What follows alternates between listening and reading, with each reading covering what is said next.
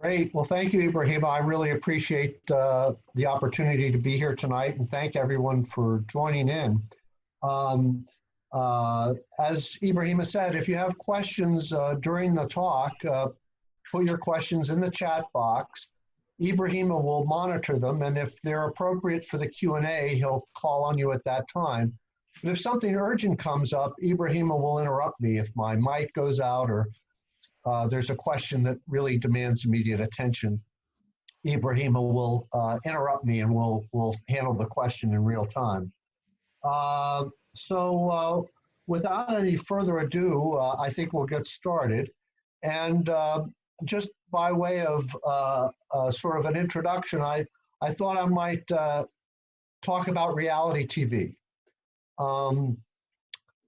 This is the type of show where they don't have a script, they don't have writers, and it's characterized by assembling a group of people, participants or contestants, and as you know, they put these people in a situation, a competition, or a contest. And by itself, that probably would not attract a lot of viewers. So there's a special ingredient that gets added. The organizers create incentives for the people in the show to behave badly.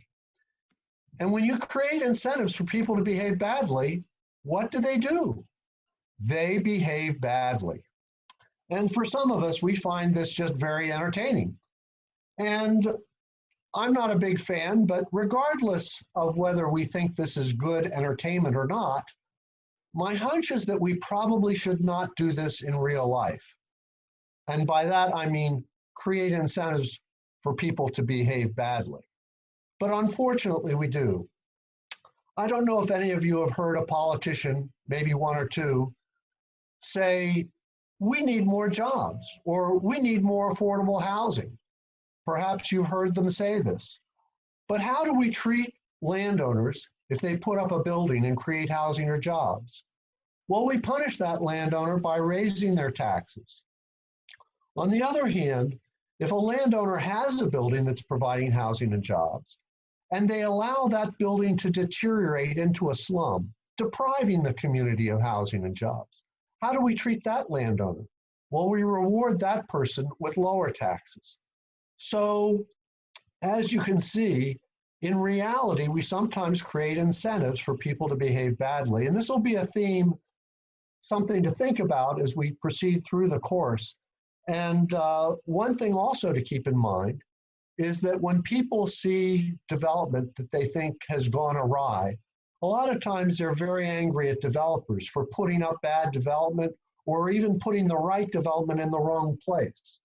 And what I would remind us to think about, similar to the reality TV, is that maybe we shouldn't hate the players, but instead change the rules of the game.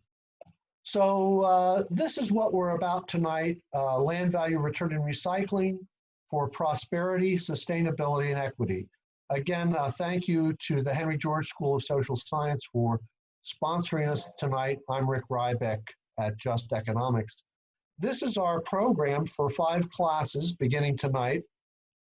Tonight, we're going to talk about something I call the infrastructure conundrum, and no good deed goes unpunished. Talk about the role that land speculation plays, and then talk about land value return and recycling as an antidote to land speculation. In our second evening, a week from tonight, we'll talk about how land value return and recycling repairs the infrastructure conundrum and the no good deed goes unpunished problem. In class 3, 2 weeks from tonight, we'll talk about land value return and other value capture techniques. We'll talk about their similarities, their differences, and under what circumstances one technique should be used versus another. In class 4, we'll talk about real-world examples. A lot of times when people have this discussion, they think it's all just economic theory. In actuality, land value return has been used both in this country and around the world, and with great success. So it's good to be aware of these real-world situations.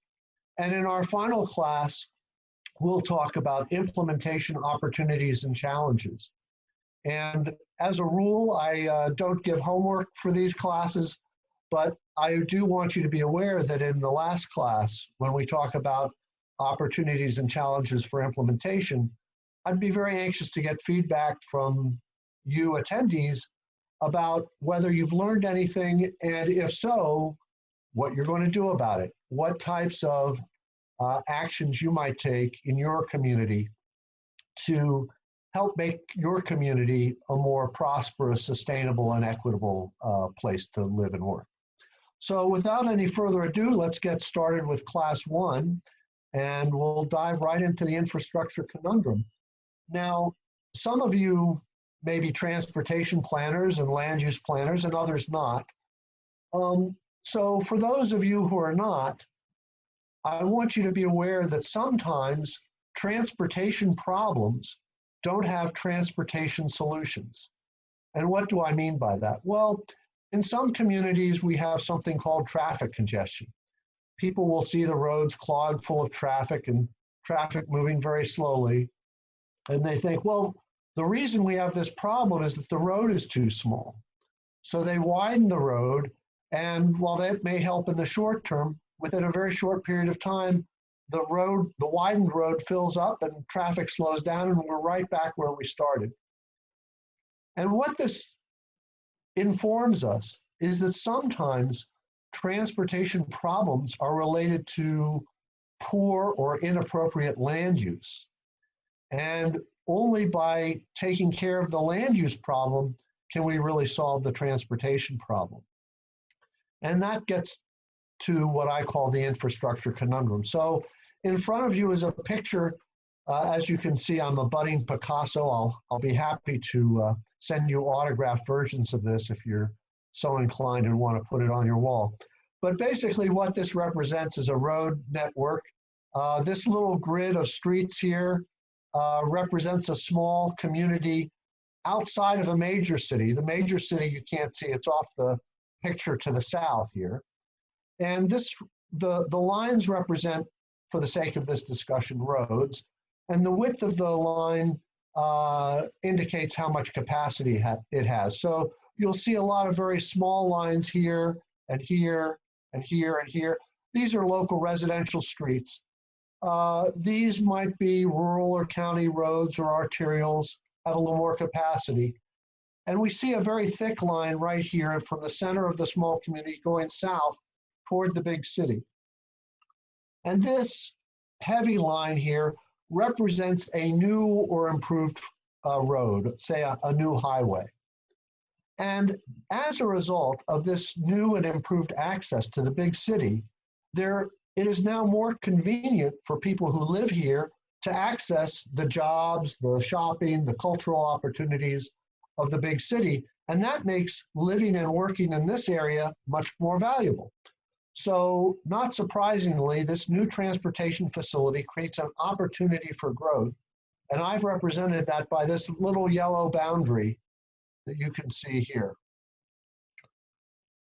So indeed, what happens is growth occurs. Yes, you can see the street network expands, but while growth is happening, something else is also happening. People who live within this growth opportunity area see what's going on. They realize that living and working in this area is more valuable than it used to be. So land prices start to go up. And some people say, well, gee, if land is worth more today than it was yesterday, maybe it would be worth even more tomorrow than today. And wouldn't I be silly to sell my land for what it's worth today if it's going to be worth more tomorrow? So instead of selling their land for development, they just decide to sit and wait. By sitting and waiting, they're creating an artificial scarcity of land in this area. That artificial scarcity creates real increases in land prices, which cause more people to decide, wow, land prices are going up. Maybe I should sit and wait also. So as this happens, developers who would love to build near this new highway interchange say, gee, I'd love to develop there, but land costs are getting so expensive that I won't make a profit. They start looking at cheaper locations out here. And as time goes on, Even though growth does continue in here, growth gets diverted to these areas. And people, say on a weekend, may go house shopping out here or out here. They drive out these country roads. It's all very pretty and bucolic. And they say, oh, this would be a good place to live. It's very affordable. So they move in. And then on Monday morning, when all the people who've moved in here try to get on this little country road, all of a sudden there are too many cars and there's lots of congestion. Same happens down here. And they call out to their politicians and say, hey, we need this new highway extended out to our community. And before we think about how the politician will respond, it's important to note that all the growth here and all the growth here could be placed right here where our original infrastructure was provided. But it's not there, it's out here. And the politicians, being the good people they are, they want to help people out. Of course, they have limited budgets and they might not be able to help everybody. So after a lot of discussion and negotiation, this community down here gets an extension of the highway. And what happens is the cycle starts all over again. Sorry, I'm having trouble with moving my my little cursor here. Let me see if I can figure out how to do that.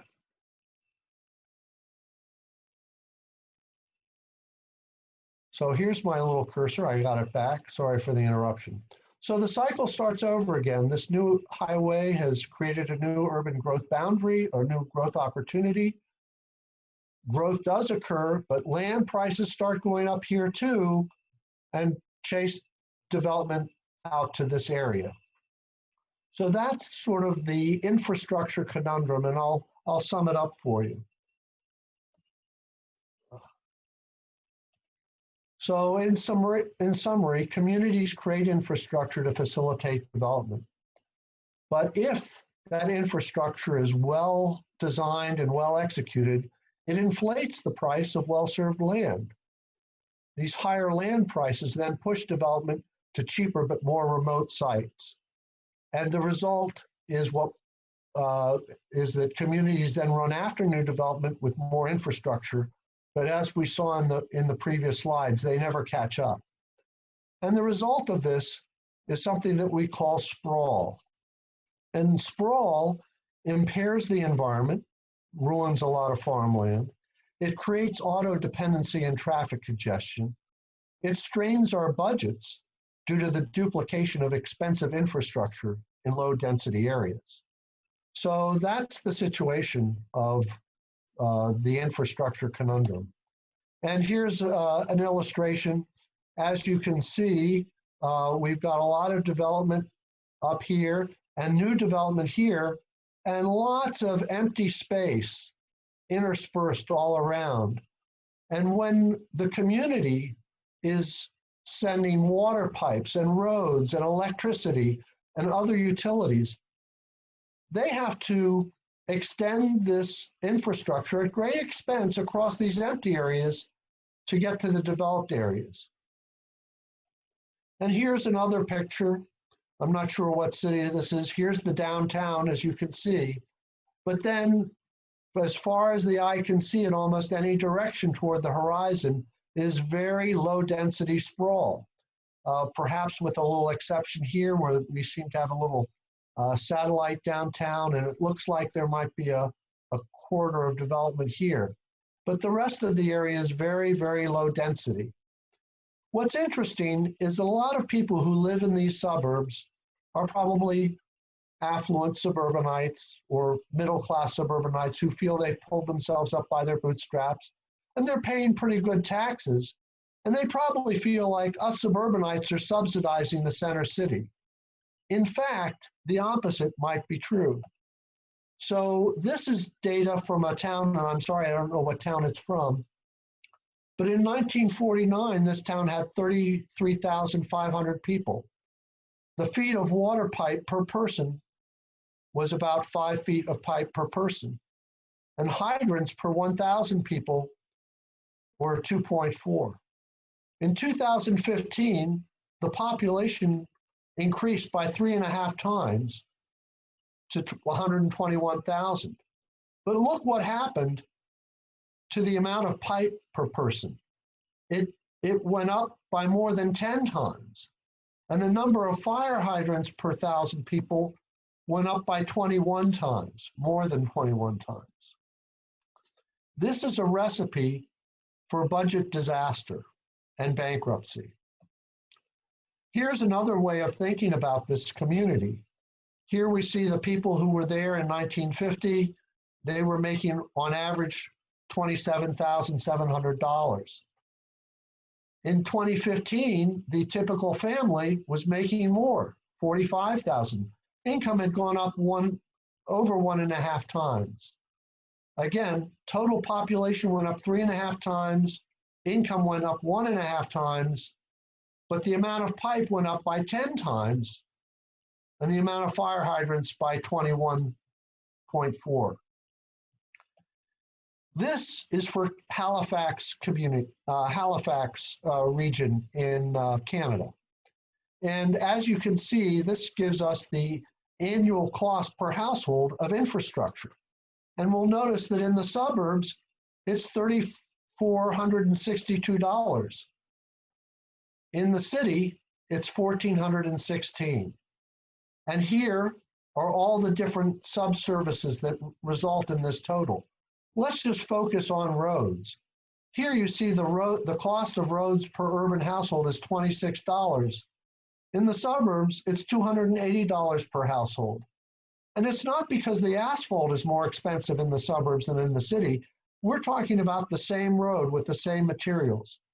The difference is that here in the city, we've got many residents and taxpayers to pay for this stretch of road.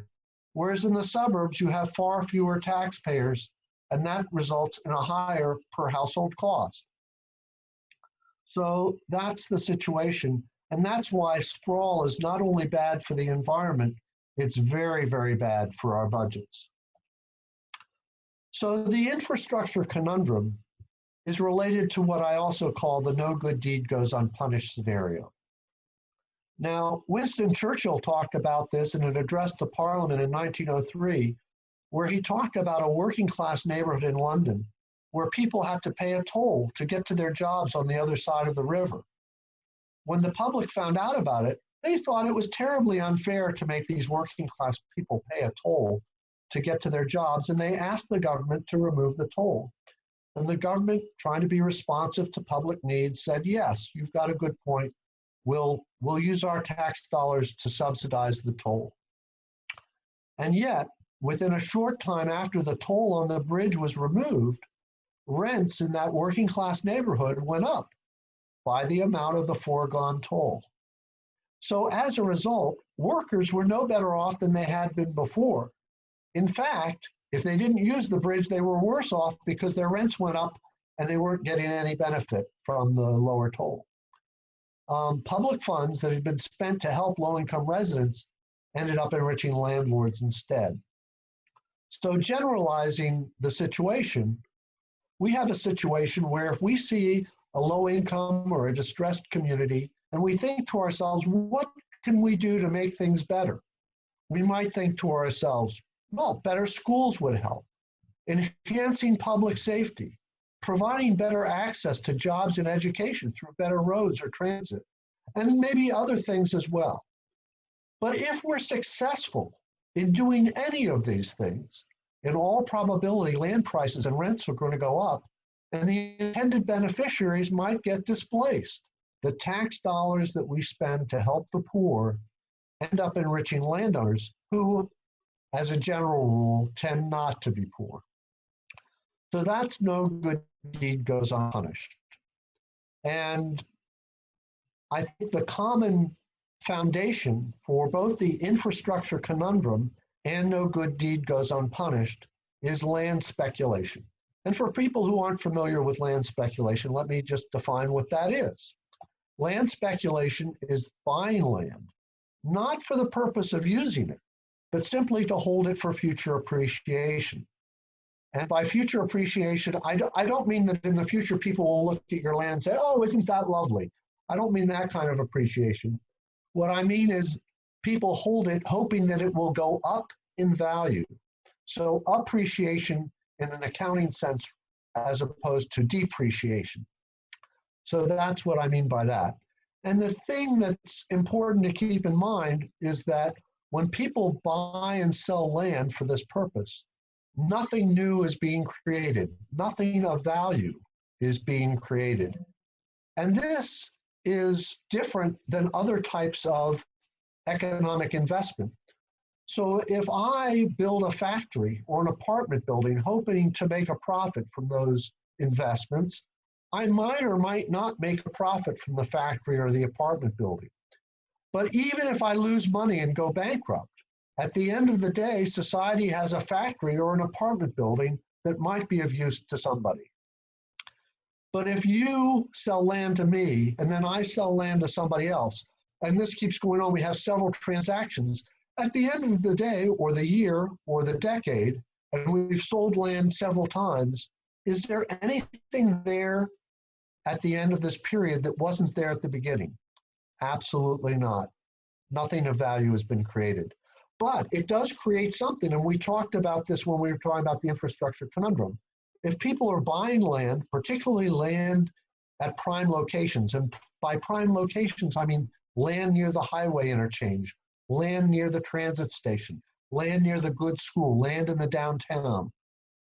If people are buying that land and say, well, I'm not going to use it or sell to somebody who will use it because it might be worth more tomorrow, then I'm creating an artificial scarcity of developable land today. And that artificial scarcity results in real increases in land prices that drives development to cheaper but more remote locations that lack infrastructure. And as we saw at the beginning of the presentation, that results in something that we often refer to as urban sprawl. And again, that has environmental problems and budgetary problems as well. Not to mention, it creates automobile dependency and is bad for our health in many ways and wastes a lot of energy, which leads to greenhouse gases and climate change. The list of bad things from sprawl goes on and on. I won't belabor that point. And the other thing about this land speculation that we should be aware of is that it results in periodic booms and busts in our economy. So I talked about how in the first case, near the new highway interchange, people stopped selling land because they thought it might be worth more in the future. So they weren't developing it. So eventually, if this goes on long enough, people who would actually use the land can't afford it anymore, and they move out to more remote locations where, because of a lack of infrastructure, they're less productive. And as a result, the economy begins to decline. And when the economy begins to decline, people all of a sudden realize that a land price bubble has been created near the highway interchange. In other words, after a while, the only people who are buying and selling land are speculators who are buying and selling land from each other at more than the market price, simply because they expect that prices will be greater later on in the future. But after the economy begins to go into decline, all of a sudden there's a realization that really there's nobody who really wants that land, and the price bubble bursts, and we end up with a real panic and a crisis. If you look at history, you'll see that every major economic depression or recession in our country has been preceded by a real estate boom and bust. So that tells you that real estate booms and busts are not a good thing for our economy. And they're not good for the typical person during either the boom phase or the bust phase. So during the boom phase, if you're a resident or a business person, you say, gee, I could really use this land near the highway interchange or the transit station. And you go there and you offer a landowner the market price for the land at that time. If we're in the boom phase, some speculator is going to come in and buy that land out from under you. because they're going to offer more than the market price because they're confident that the price is going to go up in the future and they have deep pockets. So during the boom phase, people who would use the land don't get access to it. And then during the bust phase, again, if you go to that piece of land and offer what is the current market price because you want to live there or have a business there, the speculator who bought that land during the boom phase and paid a lot more than it's worth today is not going to be willing to sell for a loss. So during both the boom and the bust phase, people who are land users, residents and businesses, have trouble getting access to prime sites. And that's bad for everybody. So it creates hardships during both phases of the business cycle. And finally, what is the main motivation here? And we get back to reality TV and incentives for behaving badly. It's the ability of private landowners to appropriate publicly created land value that is the fuel for land speculation. I mean, why are people holding land out of use instead of developing it? They're holding it out of use because they think if they sit and wait and land prices go up, they get a windfall. And who wouldn't want that? But if we think about this seriously, don't we want to reward people for hard work and creating something of value, as opposed to rewarding people off the work of others? Here, by allowing landowners to appropriate publicly created land value, we're encouraging people to behave badly. We're encouraging people to make money off of other people's work. And the result is bad for everyone. Here's kind of a schematic version of what we've been talking about so far this evening. And let me see, there's my little laser pointer, if you will, and I'll run you through this graphic so we can understand it. So this upside down triangle on the left, this represents the general public. You can see that it's divided into tenants and landowners. And the landowner segment is divided into two. So you've got landowners generally, but here at the tip, we have what I call the owners of prime sites. These are people who own land in the downtowns, near highway interchanges, near transit stops. Typically, this is not your typical landowner. These are very affluent entities or individuals. Oftentimes, you have a small number of people and firms who own prime sites in a community. Now, the public pays taxes, that's here, to the government. They do that so the government can create public goods and services. And these public goods and services, as we mentioned before, tend to create land value. Now, as land values go up, a little bit of that trickles back to the government through the property tax.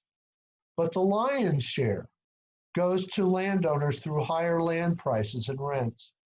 And the bulk of that goes to the owners of prime sites. And here it gets kind of interesting because during the elections that we have, both 4 years ago and the ones that are going on now, certainly you've heard some candidates say it's important to tax the rich and get them to pay for services for everybody else.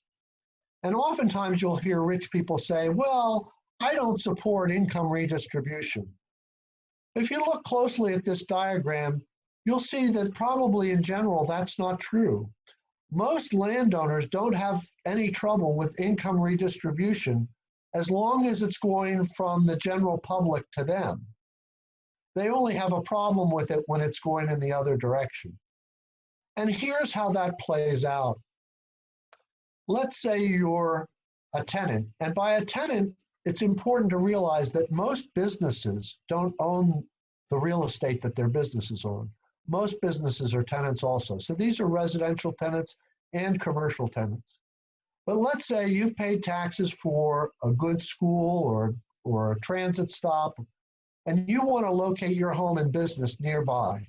So you go to a landlord with a fistful of dollars and you say, here, I want to rent this apartment or this storefront. The landlord looks at you and smiles, chuckles under his breath and says, well, well, well, that amount of money would rent you any place else in this community. But here, you're right next to the new park, the new school, the new transit station, the new highway interchange. And this is a prime location. You've got to pay a rent premium to locate here. So this is what happens. You're forced to pay a big rent premium to locate next to the infrastructure that your taxes have already paid for. And I don't know about most of you who are attending this session, but speaking for myself, if I want something and I go to a store to purchase it, I don't mind paying for something if I think it's a good value. I'm willing to pay what I think something costs if it brings me a certain amount of pleasure or satisfaction, meets my wants or needs. But one thing that I really don't like is paying twice for something. And what you can see from this diagram is that most people in the public are paying twice for public infrastructure. They're paying first through their taxes and fees to the government, but they're paying a second time in rent premiums to the owners of prime sites. And no doubt many of you listening have heard about the Society of Civil Engineers and other groups that come out, and every year they say, oh, our infrastructure's in terrible shape. And what's interesting about this is Republicans and Democrats, labor unions and the Chamber of Commerce, everybody seems to agree. Even during the last election cycle, Mrs. Clinton and Mr. Trump, who hardly agreed on everything, but they too agreed, yes, our infrastructure's in bad shape, we need more infrastructure improvement. In spite of all this agreement, it's not happening. And I don't know that anybody would articulate it the way I just did, but I think that at some level, people understand that sometimes infrastructure spending bites us in the rear end. And people really don't like to pay for something twice.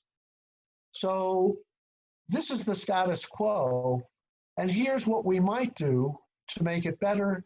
And this we'll talk about in greater detail in subsequent weeks as we go through the course. But here's what I'm proposing as a remedy. It's called land value recycling, or land value return and recycling. And as you can see, the big difference between this picture and the preceding one is that of the land values created by public works, we're now sending much more of that land value back to the public sector that created it in the first place. And this creates an interesting concept. As you can see, this now seems to be a much more financially self-sustaining loop. In other words, infrastructure is creating value, and that value is being used to operate, maintain, and sustain the infrastructure that created in the first place. Now, the good news about that is because of that, you can have less tax on labor and capital, which means that the economy can be more vibrant. These taxes, which of course are essential, nonetheless do create a drag on the economy. So to the extent that we can reduce these taxes on labor and capital, we can have a more vibrant economy. The other thing to notice is that because more land value is going back to the public sector, you end up with less inflation in land price, which means that rents can be lower, which means that the people who've paid for infrastructure with their taxes can now access that infrastructure with less of a rent premium. And just so you can see it more clearly, this is the status quo where we were, and this is what happens with land value return and recycling. So this is, I think, something that offers us great opportunity to overcome the infrastructure conundrum, to help avoid the no good deed goes unpunished, to make our communities more prosperous and economically vibrant, and deal with, help reduce sprawl and the environmental and fiscal damages that it creates as well. So at this point, I'll summarize what land value return and recycling is all about. So when infrastructure is well designed and well executed, it inflates the price of nearby land. Returning that publicly created land value to the public sector and recycling it for infrastructure creation, operations, and maintenance is what we call land value return and recycling. I may refer to it as LVRR just for brevity's sake. And now I'd like to open it for questions. Ibrahima, perhaps you've been looking at the chat box. Yes, yeah, I did. You could ask people to ask questions and unmute their mics. Yes, definitely. I'm unmuting everybody. And I was watching the chat, and there's been a lot of activity going on, mostly comments, but I think Tom might have a question, I believe. If you are there, Tom, would you go ahead and ask your question?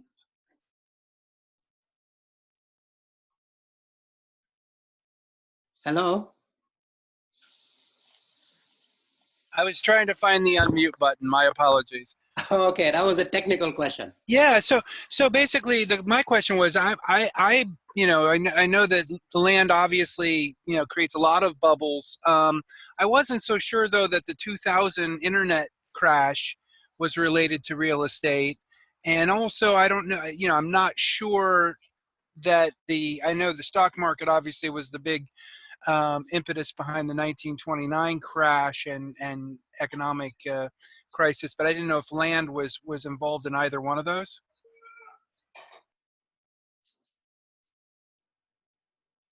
Rick, you are muted. Rick, unmute. Yeah, unmute yourself. Yeah. It's possible that the dot-com bust was unrelated to real estate speculation, but the Great Depression of the 1930s was preceded by a huge real estate boom and bust that happened in the late 20s. And almost every other recession or depression was also. And the recession we had, we refer to it as the Great Recession of 2008. People talk about mortgage-backed derivatives and very fancy financial instruments as being the cause. But those financial instruments were used as tools for real estate speculation. Rick, I don't know, may I also talk on this point? I'm sorry? Yes, I want to comment on the tech bubbles. And that's a common misunderstanding that people have. When we talk about land, people think, oh, real estate. That's not correct. Land value is not about real estate. It's about any markup that you charge above your capital and labor costs. Okay, so the tech bubble, actually finance is the #1 rent-seeking sector, more than real estate, because it amplifies unproduced value. And that's the point I wanted to make. And also, if you look in the chat, we had a little discussion about what rent is. I mean, I think you've made a good point, Giannis, and let me just say, in case I had a little trouble hearing you, so I'll repeat what you said for the benefit of others. Giannis said that there's more to speculation than just land. People will speculate in many types of fixed supply resources, things like electromagnetic spectrum, landing rights at an airport, natural resources that are in the ground. The list goes on. And you've got a good point that there are lots of types of monopolies that people will speculate in. Land is just one of them. So that's a very good point. That's a very good point. It looks like Diego has a question. Diego Aguilar. I just, and stop me if this is jumping too far ahead in the course. I just had a question. In your experience, can you do land value recycling? We are having trouble hearing you. Could be a connection problem. Is this better? Much better. Much better. Okay, I'm just leading him closer. In your experience, can you do land value recycling just through public ownership of land adjacent to infrastructure rather than outright taxation? Do either of them work better? Are there more examples of one than the other? We will get into this later in the course, but the answer to your question is that you can have public ownership of land, either adjacent to or above or near public infrastructure. And to the extent that that public land is then leased out or sold at market value, there is some land value return and recycling that occurs. I'll tell you, for example, that in the Washington, D.C. area, we have a transit authority, and in some cases they own land or air rights adjacent to their stations. And they've been fairly aggressive in leasing out that property, either land or air rights, at market rents. And so they have been getting some land value return for that. But as a general rule, the amount of the amount of benefiting land that is owned by the transit authority is just a tiny fraction of all the land that benefits. So they're doing a good job with what they've got. It's just that most of what's getting a benefit is not under their control. So most of the publicly created benefit is escaping them. And as a result, our transit system is short of revenue. And you end up with a situation where I think it's very much like you're walking down the street, and at the end of the block, you see a person who's very shabbily dressed, barefooted, his clothes are in tatters, and he's holding a hat in his hand. And you think, well, here's a poor person who's down on his luck. I'm going to give him some money. So you're approaching him and you're digging into your pocket, but before you reach him, a limousine pulls up. A guy in a three-piece suit gets out with a big briefcase, and the beggar takes his hat and tips all the money into the briefcase. The guy in the three-piece suit gets in the limousine and drives away. And now you're thinking to yourself, gee, do I really want to give money to the beggar if it's just going to end up being given away to the rich person in a limo? And that's sort of what our transit system is like today. It's creating a tremendous amount of value around the stations. It's collecting very little in return for that, giving most of it away, but then going out to public officials and the public and saying, we're broke. We need you to pay more to help support transit. So this is true for transit authorities, but it's also true for the city in general. The city in general, through transit, through roads, through schools, through water and sewer, the list goes on, is creating tremendous amounts of value and then getting very little of that back through the property taxes I showed before. So while they're giving most of that value away, they're saying, well, we're broke and we need more money. And we'll get into the details of land ownership versus land taxation in later courses. Great. Looks like we have another question from Maya. Yep. Hi, Rick. So my question was, when you get to the point where land value gets recycled back to the government, the landowner, though, still has, control over what they're going to charge to either sell the land to someone else or to someone renting. So what's the mechanism that, even though money does flow back to the government for the public services, what's the mechanism that actually ensures that the renter still isn't paying? That's an excellent question. And let me go back to the screen a little bit and see if I can walk us through it. We'll go back to this in greater detail in coming weeks, but let me go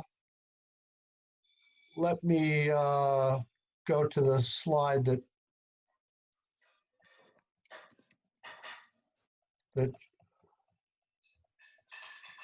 okay, so the question is, why doesn't the big tax on land get passed through to the renter? And why doesn't the landowner just charge more money? The thing about land prices is that they're different than the price of other goods. So for example, the clothes that I'm wearing, the laptop I'm using, the table that my laptop sits on, these are all things that are produced. And when I put a tax on them, they become a cost of production. And what happens is when you increase the cost of production, the amount of stuff produced goes down and the price of what's left over goes up. Land is not produced. So there's going to be just as much land after I tax it as there was before. So there's no shrinkage in supply to drive up the price of land. The other thing to realize is that the price of land, again, since it's not produced, what is the basis for the price of land? The price of land is based on the benefits that people expect to receive from owning it. If I put a tax on land, there's less benefit from owning it than there was before, which means that the price of land actually goes down after you either impose or increase a tax on it than there was before. And then the third factor that fits into play is one of the things that contributes to this infrastructure conundrum and no good deed goes unpunished is the fact that most landowners have pretty deep pockets.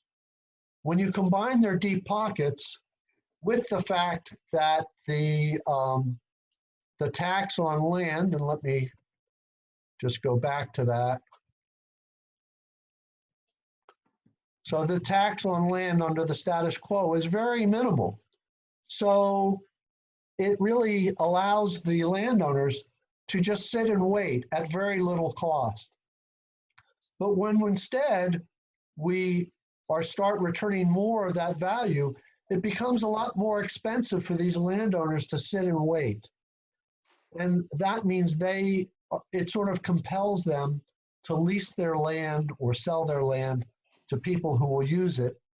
And as a result, you reduce that artificial scarcity of developable land, and that actually helps bring land prices down. Did I in any way answer your question? Yeah, I think mostly. I mean, it sounds like the basic theory is that, and this feels like it would hold true, is that you incentivize better use of the land, less speculation. That would lead to more homes or more, of whatever the good is, which should rebalance supply and demand more. That you may still have, landowners are still going to try to charge whatever they think the market's going to bear, but right, but it should build a little bit more to bring the rents down. Right, and let me talk about charging what the market will bear. It's Maya, is that correct? Yep, that's right. Okay, let's say you and I have a shoe shop. Well, we both have competing shoe shops right next to each other. And the going price of shoes is $10 per pair of shoes. Now, you have to assume that if we could charge more than $10 a pair, we'd already be doing it, right? But $10 per pair of shoes is the equilibrium price. Now, tonight, while we're sleeping, the city council enacts a $1 tax per pair of shoes. So tomorrow, when people come into our stores, we're now, spending $1 to the government that we weren't spending yesterday for every dollar of shoes for every pair of shoes we spend. Of course, we'd love to pass this on to our customers. So when customers come into our store, I say, I'm sorry, the price of our shoes has gone up. It's $11 now. Customers are going to say, look, I was willing to pay $10 for these shoes yesterday. I'm sorry you've got to pay a tax, but I don't care about that. It's not my problem. I'm not going to pay more than $10 for the shoes. And they go away. And so we're stuck with shoes that we can't sell. So basically, initially, we have to, means you and me, we have to eat the tax and make less profit. And here's where it gets interesting. See, you, as you probably are aware, you're a very well-organized and efficient person. You have good control of your inventory, you're a crackerjack manager, and you're making a fairly good profit. Me, on the other hand, I'm kind of scatterbrained. My receipts are in a shoebox somewhere, I'm not quite sure, and I'm just barely eking by. So as you and I are forced to eat this dollar of tax while we're still selling our shoes at $10 per pair, I go out of business, and you are making less profit, but you stay in business. So not the day after the council enacts the $1 tax, but maybe a week or a month later, people come to buy shoes and they see that my store is closed up. So all the people who used to come into my shop now go into yours. Somebody goes into your store, they see a pair of shoes that they like, and just before they get over there, another customer picks that pair of shoes up, and it's the last pair of shoes on the shelf. And the second customer goes, wait, I'll pay $11 for that because I really need the pair of shoes. And that's how that tax gets passed through. The supply of shoes actually shrinks, and it's the shrinkage of supply that causes the price to go up. In other words, you might think that the sellers of shoes just automatically increase the price of shoes from $10 to $11. But if we can just by fiat increase the price of shoes from $10 to $11, why wouldn't we have done that the day before? So we're already charging the maximum that people will pay. The only reason people pay more is that the supply shrinks. Now, in the case of land, this gets kind of interesting, which is, as we mentioned, the supply of land doesn't shrink. So, and because we're making it more expensive to hold, people who have been holding land out of use are starting to put land on the market. So that actually, at least in the short run, increases the supply of land that's available for development today, and that would create a downward pressure on prices. Nonetheless, in an urban environment, many businesses have what are called triple net leases, where the tenants pay the tax that the owner incurs. And in a triple net lease, at least in the short run, some tenants of landowners would have their rents go up because the tax on land went up. And you might need some commercial rent control or some type of short-term program to resolve these short-term problems. But in the long run, tenants are simply going to move out of the expensive office space into cheaper office space, and those rents will come down. Great. So we have 8 questions in line. We're going to start with Gabriel, and then after Gabriel, John, and then Larry. So let's go, Gabriel. Thank you, Ibrahim. Rick, good to hear you. One of where do we start? Do we start changing taxation? I don't know if it's cities who regulate that, is the states, is the federal government? I guess that is the states in the US. Or do we also have to start changing regulations? I mean, set aside single family homes regulation that are preventing development of more housing. Where do we start the change? As you said in your first slide, we need to change the way we're doing things. Where do we start? I think that's a great question, and I think the answer is all of the above. There are many things that we need to do to make the situation better. One of the things that, of course, is true when we were talking about that no good deed goes unpunished is that some of the things that we would do to make a community better schools, better parks, better transit, if we don't address the land question, some of these things that we do to make life better could boomerang and make life worse. So while reforming our land system is not the only thing we need to do, if we don't do that, all the other things that we want to do and need to do either don't work as well or are even counterproductive.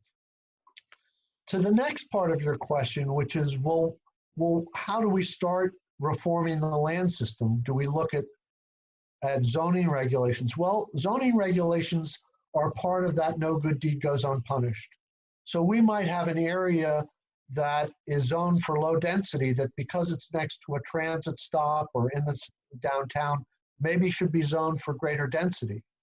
But if we simply upzone that land and do nothing else, then the value of that land skyrockets, and we have created a windfall for the landowner there.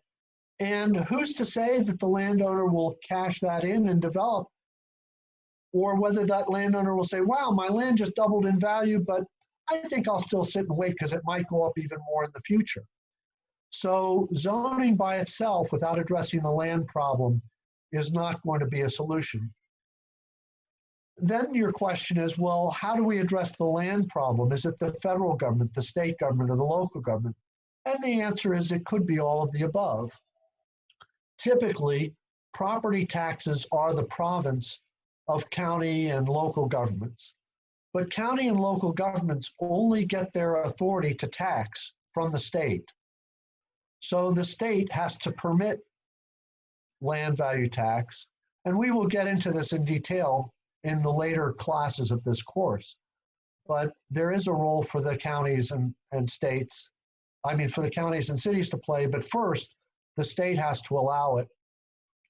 And then some people will say, well, but there's no role for the federal government because, again, property taxes really aren't the purview of the federal government. But the federal government does certain things. So, for example, and this has changed somewhat with the result of tax reform, but the federal government does allow deduction of state and local income tax and property tax from your taxable income. So if the federal government said, we will only allow you to deduct the land portion of your property tax, but not the building portion, well, what state or local government would want to have a property tax that wasn't fully deductible? So the federal government, through its tax rules, could create incentives for state governments to move in a progressive direction. The other thing that the federal government does is it gives out grants, both formula grants and discretionary grants. Again, there's no reason why the federal government couldn't, as a criteria for giving out grants, say that one of the criteria for receiving grants would be that you tax buildings at a lower rate than land in order to emphasize land value return and recycling. And that would provide a powerful incentive for state and local governments to move in the right direction. So we'll get into more of that in detail later, but that I didn't want to not answer your question. Good. John, who's that? John, are you still here? Thanks for the insightful presentation. I had a question about non-speculative use of land. So for example, in Flushing, Queens, which is a section of New York City, we have many different churches and houses of worship. We have other uses of lands that are being held, not necessarily for speculation. I believe in New York City, actually, the second largest landowner after the city of New York is the Catholic Church. A lot of nonprofits don't pay property taxes. And so how would you deal with the issue of non-speculative use of land? Well, that's a very good question. And one of the things that we're going to talk about in the future class is the difference between a tax and a fee. So a tax is a general payment that people make in exchange for a general benefit. So for example, I may pay income taxes to either the federal government or the local government and I get public goods and services in return. But there's not a one-to-one correlation between what I pay in taxes and what I receive. Contrast that. So, I mean, just as a case in point, some of the income tax I pay may help support a local school. And I don't have any children, so theoretically, I'm not getting any direct benefit from that school, but I'm getting an indirect benefit. It's good to live in a community where people are well educated. But that's sort of the relationship between taxes and the benefits. Here's an example of a fee. I pay a per gallon fee for water. The more water I consume, both by drinking and flushing toilets, the more I pay. That's a fee because there's a direct relationship between what I'm paying and what I'm consuming. And I can avoid consuming and thereby avoid paying. And so fees create very positive incentives. And we'll go into that. Now, churches, getting back to your point about the churches owning lots of land in New York City, churches are tax exempt, so they don't pay a property tax, but they pay their electric bill, they pay a water bill, because while they're exempt from taxes, they're not exempt from fees. One of the things that's interesting is if you transform the property tax, which is a tax on both the value of buildings and the value of land, and you start reducing the tax on building and increasing the tax of land, well, you're transforming the property tax into something that looks more like a fee. Why? Because let's say I add a new porch to my house. As a result of adding a new porch to my house, I start paying higher taxes. Am I consuming more public goods and services? No. So the relationship between improving my building and consuming more public goods and services is tenuous at best. On the other hand, the value of my land has nothing to do with what I do. It has everything to do with what the community is doing around me to make my land a valuable place to live or have a business, depending on how the land is zoned. So the land portion of the property tax is actually more like a fee.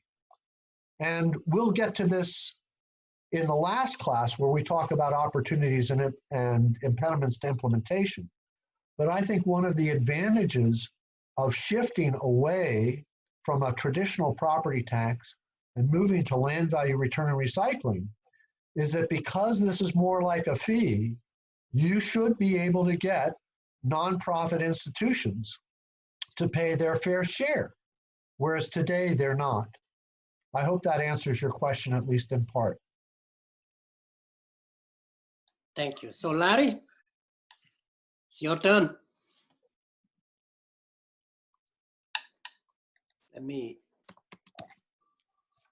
Larry, are you still here?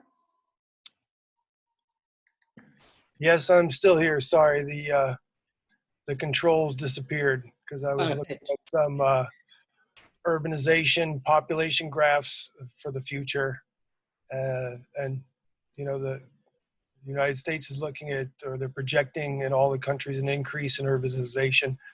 So my question is, because I think it was your third or fourth slide, you showed an example of urban sprawl, and then you showed an example of a traditional grid suburban or extension of the urban area.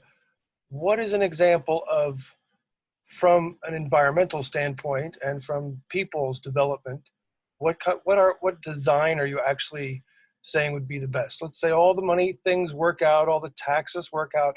What design are we looking for? Well, there are different levels of design. And at one level, you might talk, a lot of times people think about design, they think about what does a building facade look like? And I'm not talking about that. What I'm talking about is sort of the design of a city from a sort of a land use perspective. And one of the things that sort of typifies modern urban America is that it's very sprawling. So we have low density, discontinuous, segregated uses. And all three of those factors are kind of important. Low density means that there's lots of infrastructure and very few taxpayers per unit of infrastructure. So that's very expensive. And Chuck Marone and Joe Mincosi, who were with Strong Towns, they talk about a lot of our urban areas as being development Ponzi schemes, where because of this great expansion of infrastructure, they're doomed to go bankrupt eventually. And we'll get more into that in later courses. We've sort of touched on a little bit here. The other aspect of it is it's discontinuous. So not only is it low density, but then you have these empty spaces in between. And that was shown on one of the pictures. The problem with the empty space in between is that especially if you're in a rural area and it starts getting carved up for subdivisions, all of a sudden the farms get isolated and agriculture stops being economically viable. People start complaining about the smell of manure and fertilizer, and you don't have it's hard to share equipment, and the feed store goes away because you don't have the critical mass of farms that they need. And so farming goes out of use, and these empty spaces, they're not parks, they're not farms, they're just wasteland.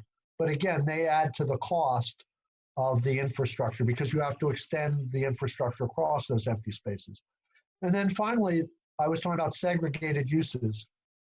You might have a shopping mall right across the street from a residential area, but because of the way the mall is designed, you have to get in your car and drive around to the far side of the mall to enter a parking lot in order to access the shops. Because on the street facing you, maybe there's a big brick wall with no pedestrian egress or access. So I hope that answers your question, that in terms of design, what we're looking at are what would be considered traditional communities. You find these in New England, you find them in Europe, and you find them in this country before the advent of the automobile, which is you have compact mixed-use development. You often have mixed income as well as mixed use, and this allows people to be in greater proximity to the things that they do on a daily basis. And that means more walking, biking, transit becomes economically viable, where in a sprawl environment it's not.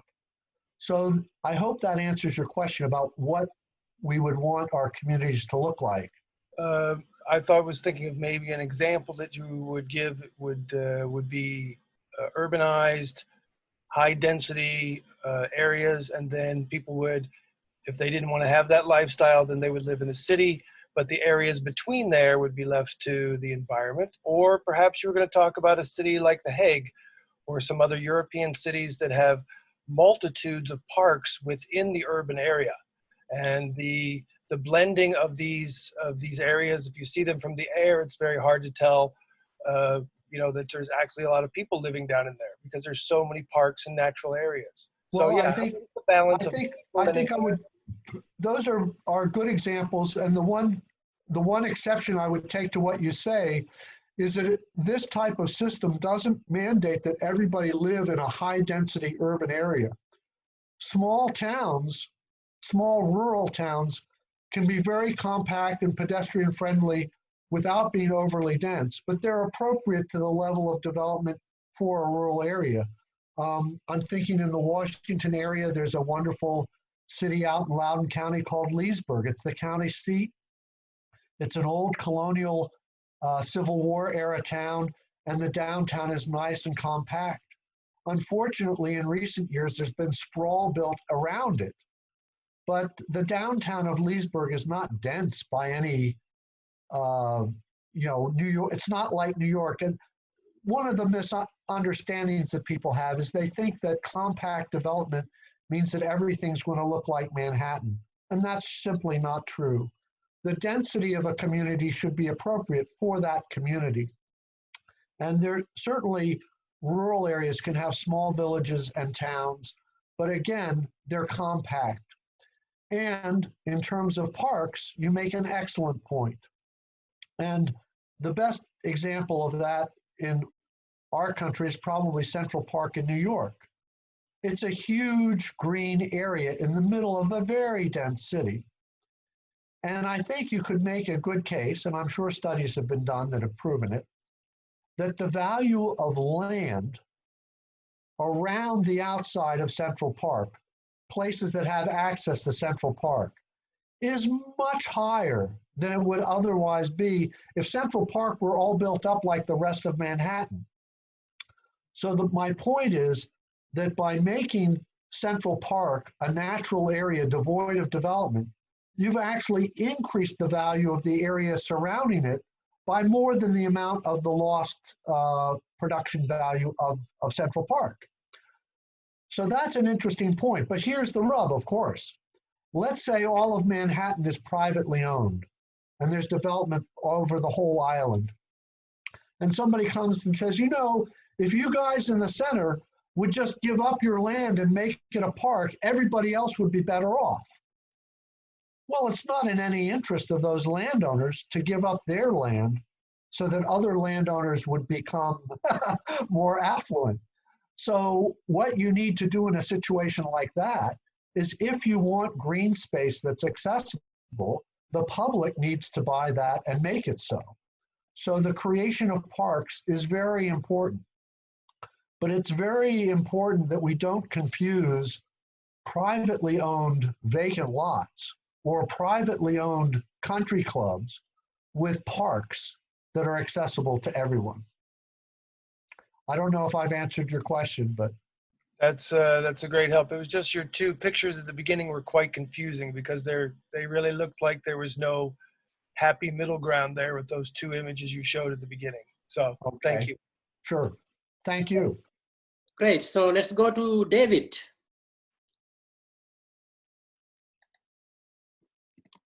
Are you here, David?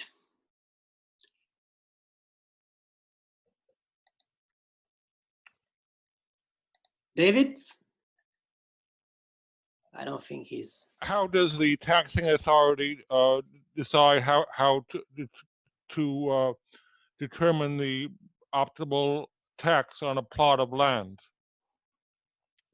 Well, the way I recommend this proceeding, we'll get into this in greater detail in the later classes, is that the value of public goods and services provided to a particular piece of land are reflected in the value of that land. So the basis for taxation should be the market value of the land. That reflects a variety of things. In a rural environment, the value of land represents natural resources, fertility, that sort of thing. In an urban environment, it represents the value of infrastructure. It represents the level of demand for using that land. And it also reflects the zoning and development regulations applicable to that land. So there might be demand, say, for a 100-story office building in the middle of your town. And a 100-story office building would produce an enormous amount of value and be very valuable. So if somebody could produce a 100-story office building, that land would be very valuable. But if that land is zoned for single-family houses, then nobody's going to pay office skyscraper prices for land that you can only put a single-family home on. So all of these things come together. The good news is that you can determine what the market price or market value of land is, and that serves as the basis. Have I answered your question? Thank you. Your turn, Ed Dodson.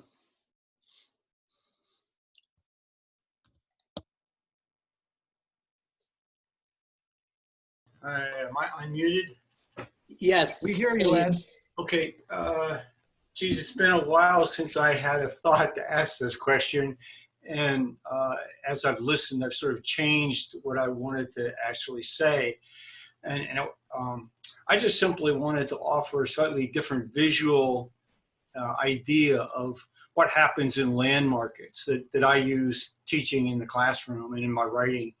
And the image that I would put in people's minds is a typical supply-demand graph, you know, where the intersect between supply and demand on the graph is a market equilibrium. And economists, you know, generally refer to this as the market clearing price. Right. But the problem with land, which has an inelastic supply curve, normally, which is vertical, the problem when you don't tax land significantly, and as Rick has said, is makes owning land, investing in land a speculative benefit, then the supply curve for land as prices are going up actually leans to the left. And so it basically, the price mechanism does not work for land markets absent a high tax on the annual rental value of land. That's a very good point, Ed. And if I could just elaborate, getting back to, again, the example we were giving of shoes, you know, if people start demanding shoes, or there's a population explosion and there are a lot more feet out there, all of a sudden the price, you know, there's a more demand for shoes, the price of shoes is going to go up. That's going to encourage people to produce more shoes. And people will produce more shoes until the supply of shoes starts to dampen the price. As we were talking about with land, a lot of people who own land have deep pockets. And if the cost of holding land is relatively minimal, even though there's a good demand for land in a downtown area, they may decide to just sit and wait. And as a result, they're creating an artificial scarcity of land. And maybe that's what you mean by the curve flowing to the left. Yes. Typically, a supply curve moves up as the price goes up. And here, as the price of land goes up, more people are encouraged to speculate and withhold their land. And so it becomes kind of a self-fulfilling prophecy. But as we talked about in terms of the business cycle, that self-fulfilling prophecy can become a self-defeating prophecy. When the price of land in prime locations becomes so high that all the users move away to cheap and remote sites, then the economy begins to suffer because people don't have access to the infrastructure they need.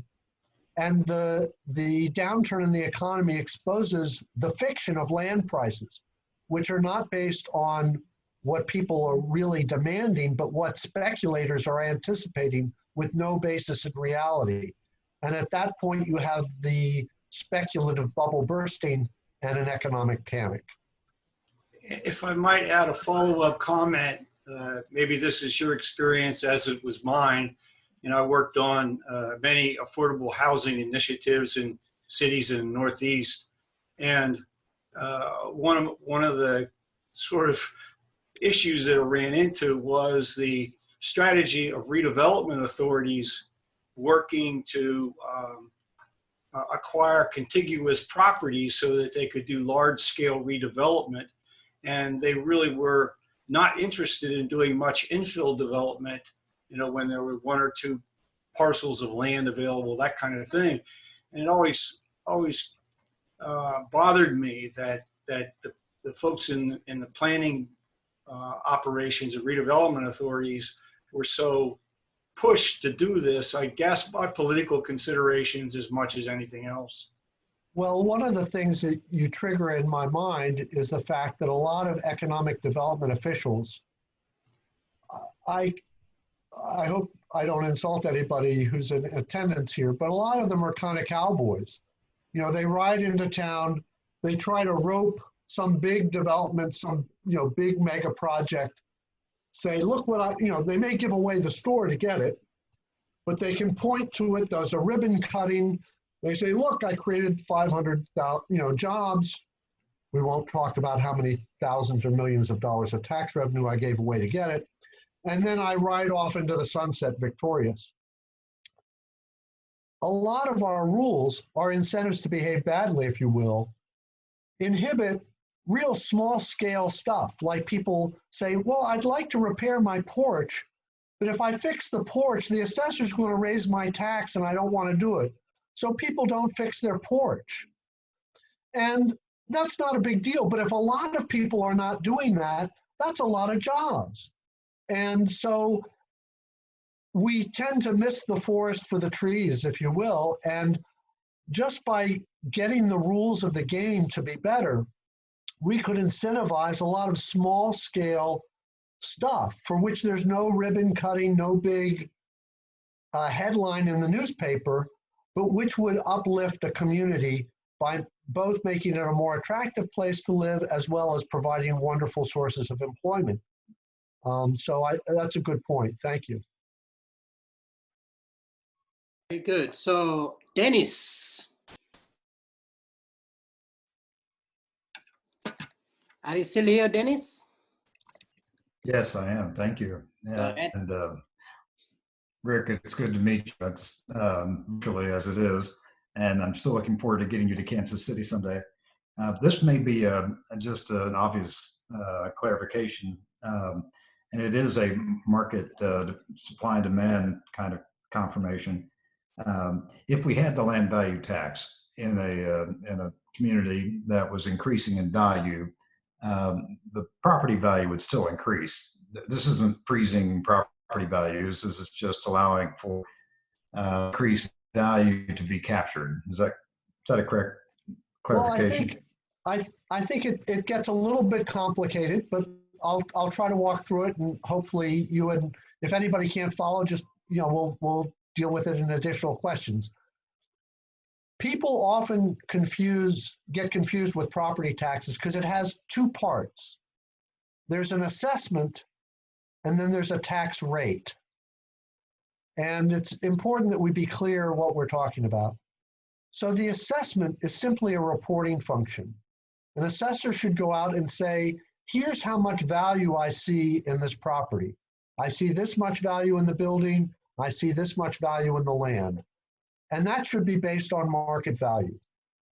Now, some jurisdictions have a lot of fancy rules. They say, oh, assessments could only be 50% of value or 75% of value. They try to make it complicated. And a lot of times it's kind of a shell game. They're trying to hide things. So for example, if the rule is that everybody should be assessed at 50% of value, let's say everybody in this jurisdiction just has a vacant lot, and they're all worth $100,000 in market value. Well, according to the assessment rule, they should all be assessed at $50,000. Well, let's say my property is assessed at $60,000. If I'm not a very aware property owner, I'm thinking, wow, my land's worth $100,000. I'm assessed at $60,000. I won't appeal. But actually, because the law says I'm to be assessed at 50% of value, I'm being overassessed. Let's say my property is assessed at $50,000 and it's worth $100,000. I think, oh, I'm being assessed just fine. I won't appeal my assessment. What I don't realize is that every other property in town, which is also worth $100,000, is being assessed at $40,000. So even though my assessment is accurate and according to the law, I'm overassessed because everybody else is underassessed compared to me. So there's the assessment issue. Assessment should be at market value simply because it creates transparency and accountability. But here's where it gets confusing. You can assess my property at $1 billion. And if the tax rate is 0, I don't owe any tax. So the property can be valuable and not pay any taxes. How much tax is paid is depending on the tax rate, and that's a political question. So have I answered your question at all? Have I even come close? Oh, you took it a lot more complicated than I was trying to answer or get into, but I appreciate all that confusion that's created beyond the simple idea. But the simple idea is to drive us back to normal market forces, right?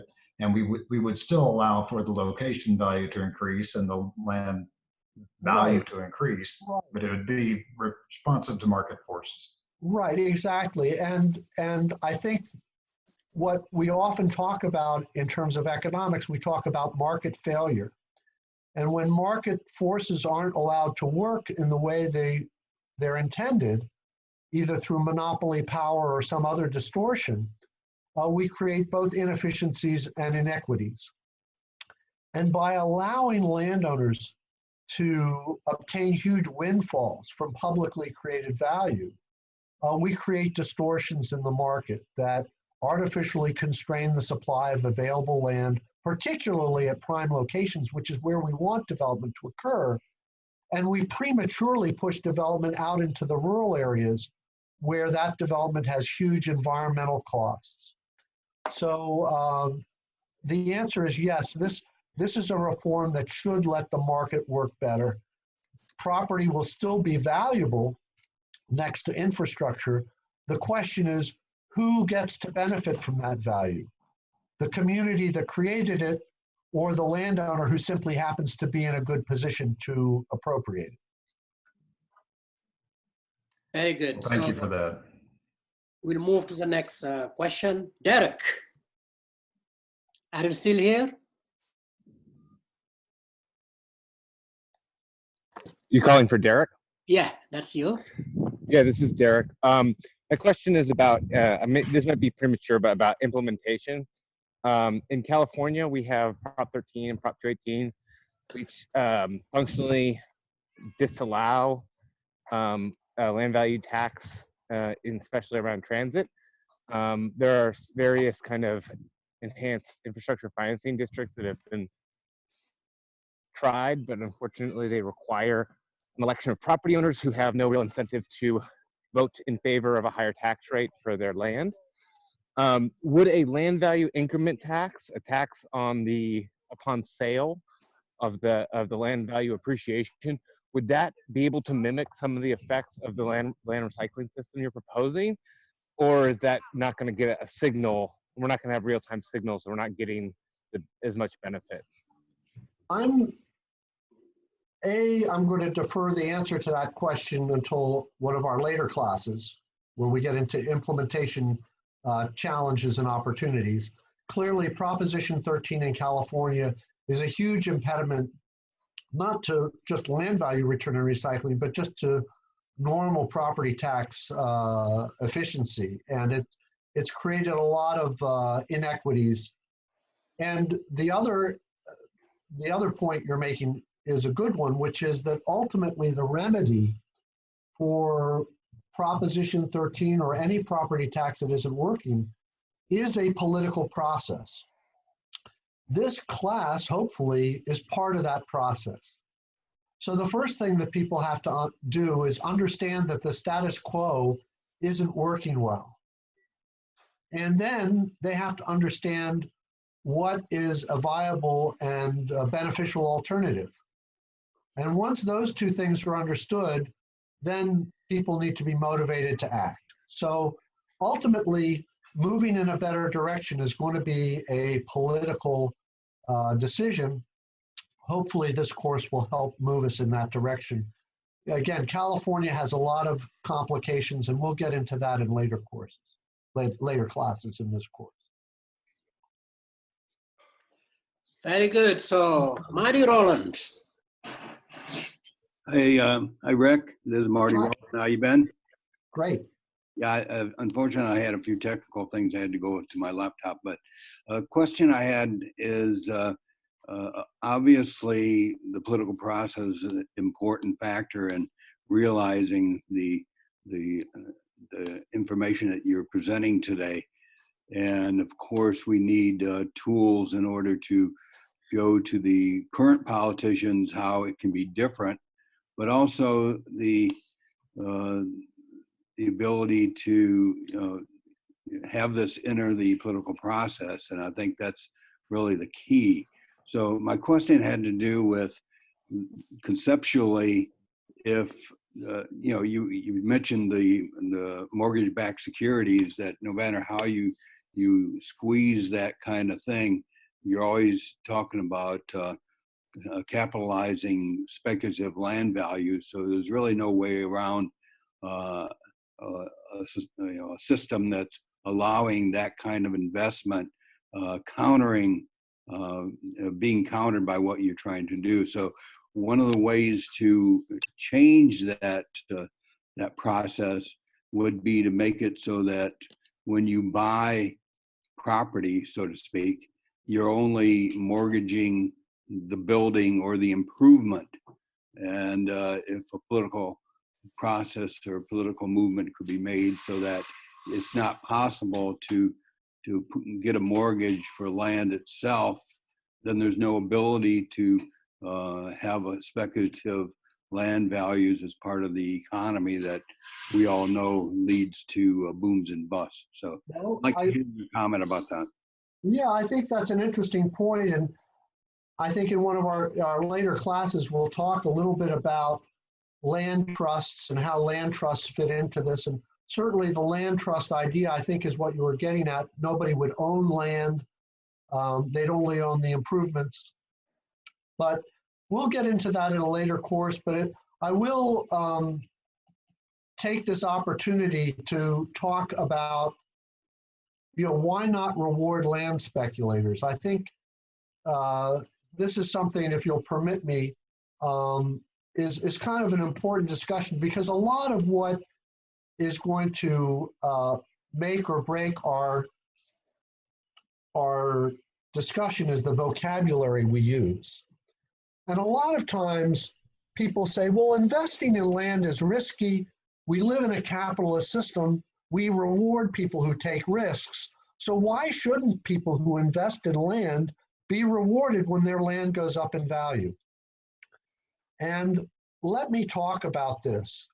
And in particular, I want to talk about what I call productive risk versus non-productive risk. If I want to, and I talked about this early in the presentation, I could make an economic investment by building a factory or an apartment building, hoping that those things will produce a profit for me. And again, that's risky. It might work, it might not. But at the end of the day, I've created a new building that wasn't there before, and that could be of some use to somebody. Playing Russian roulette is risky, but it's not an economic investment, right? And this gets back to reality TV.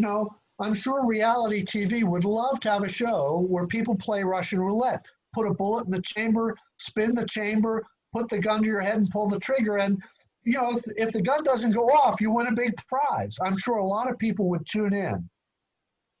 Of course, at the end of the day, whether the person playing Russian roulette wins or loses, nothing of value gets created.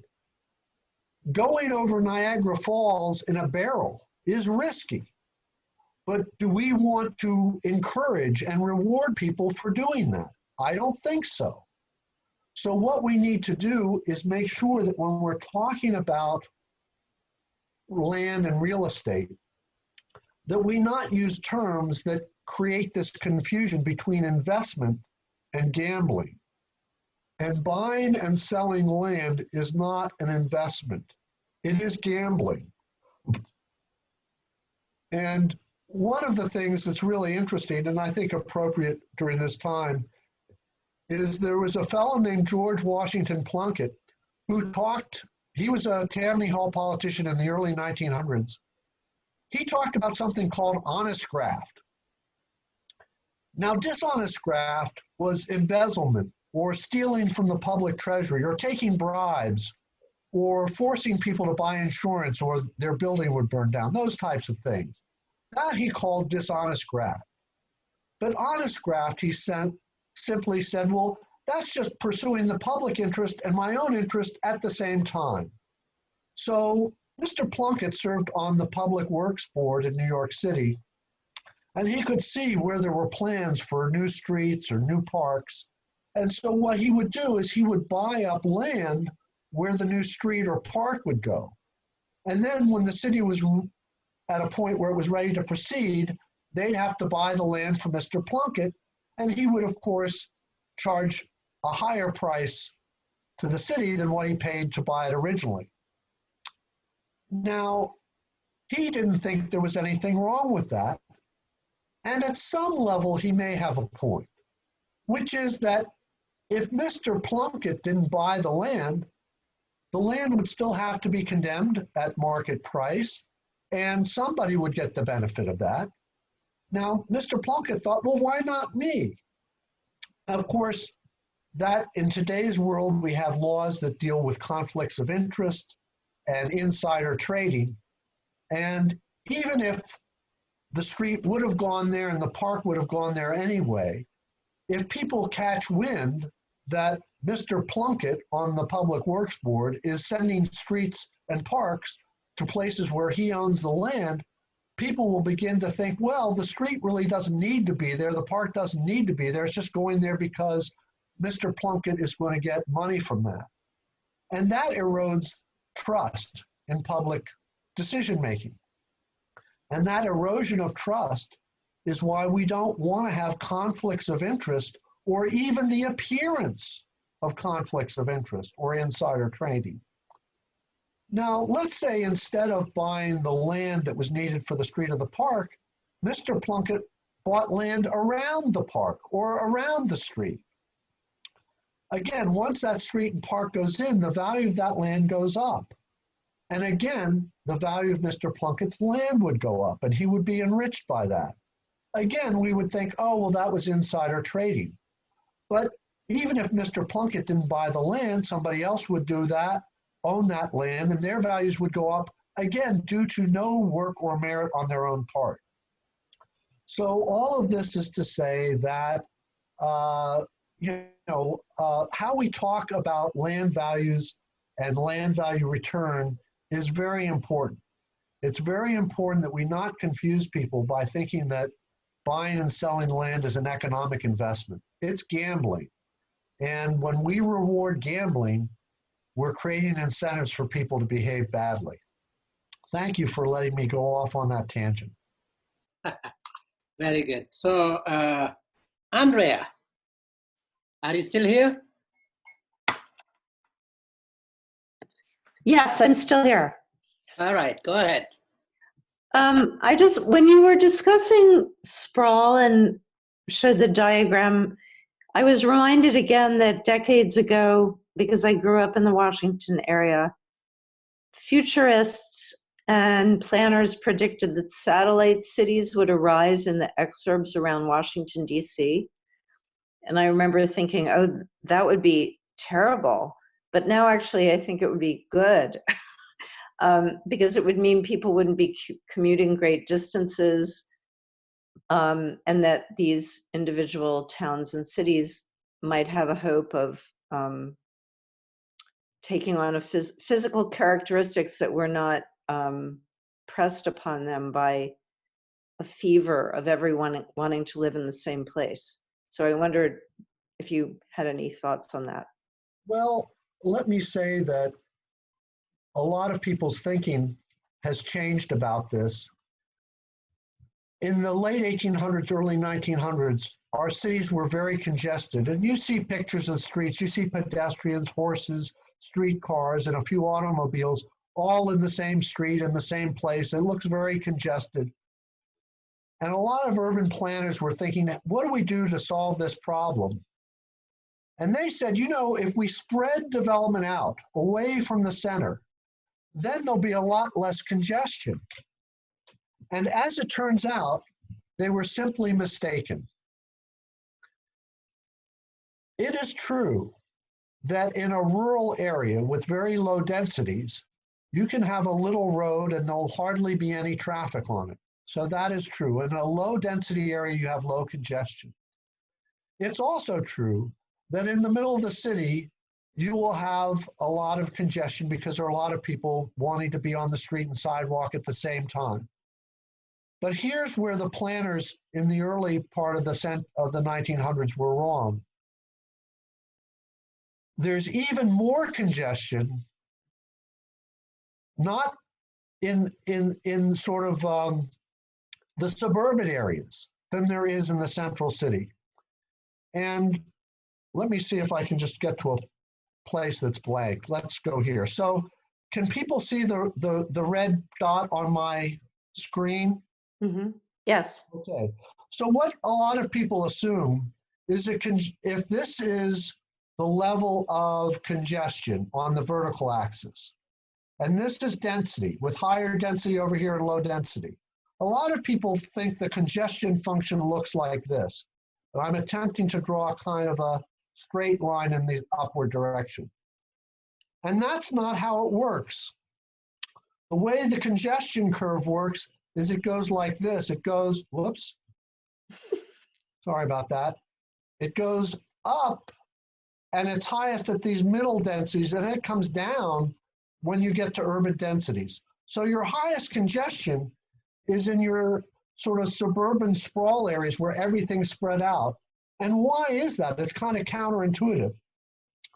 Part of the reason for that is that in a city with small block faces and a grid system of streets, there are multiple ways to get to any destination. And if one street is blocked off due to an accident or construction, you simply go around it very easily.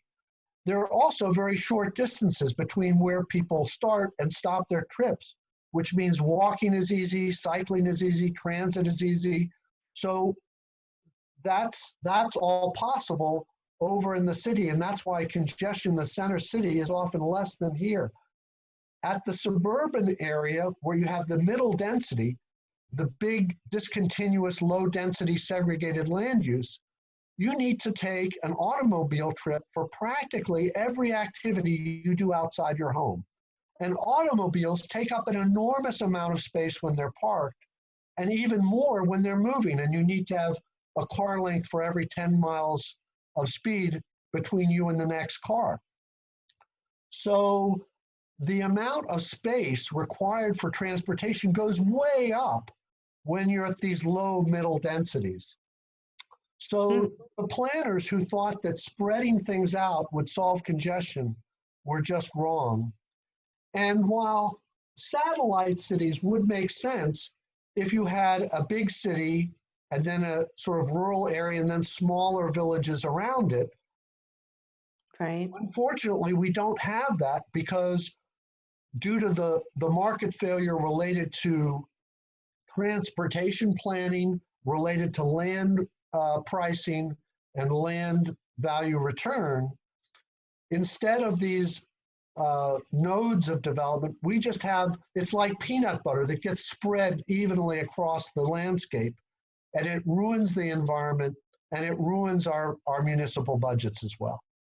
So yeah, the idea of satellite cities might have made sense, but here's the other thing that's really important to remember when we think about satellite cities. Let's say, in this example, I said this was a suburban city with the major city off to the south. But for the, well, actually, let's do this. Let's say this is our central city right here, and our suburban cities are here, here, and here. If most of your jobs are here, if you locate a business here, you have access to everybody from the whole region, right? If this is the center. Yes. But if I locate a job out here, well, I get access to employees here, but employees over here really can't get there. So geometry means that development at the center is always going to be more efficient. And if you start moving development out here, you're going to start increasing commuting distance, and vehicle mile travel is going to go up. So you're going to, right now in the Washington area, we have people commuting from Delaware, Pennsylvania, and West Virginia, primarily because land prices are so high that people who have jobs here can't afford to live here. And they're forced to commute enormous distances. But moving jobs out from the center, just due to the nature of geometry, does not mean less congestion and does not preserve the rural areas.